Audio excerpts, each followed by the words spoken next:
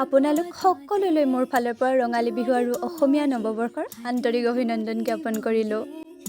যায় লাহৰি হাতী হেৰুৱাৰী লিহিৰি বনতে ঘোঁৰা হেৰুৱাৰী ৰণতি চেনাইতে চোতালৰ দুবৰি বন। বিহু বুলি পৰম্পৰাগত নিয়মখিনি পালন কৰি এইফালে আকৌ মায়ে যতনাই দিয়া জলপানৰ বাতিটো লৈছোঁ খাবলৈ। তাৰ পাছত আকৌ হিড়িম্বা বাথৌ মন্দিৰলৈও গ'লো এবাৰ। আৰু এই মন্দিৰটোৰ কথানো কি ক'ম, ইমানেই ধুনীয়া যে শব্দই নাই মোৰ ক'বলৈ।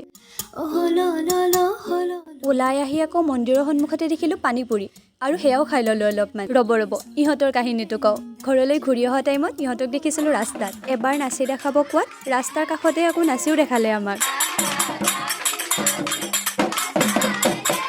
বাৰু পুনৰবাৰ ৰঙালীৰ শুভেচ্ছা জনাই আজিলৈ এৰিছোঁ।